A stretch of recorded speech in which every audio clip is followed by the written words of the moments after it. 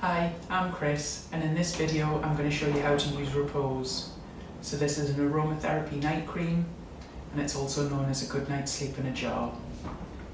It's quite rich, so I wouldn't be recommending that you use this during the day, because it could leave your skin feeling quite oily, and you don't need a lot.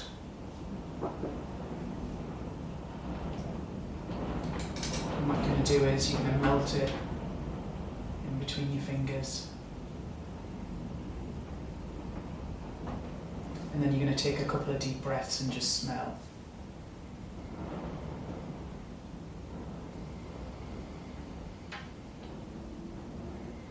And if you feel that the smell is too strong to be using this on your face, you can use it on your pulse points, or you can pop it behind your neck.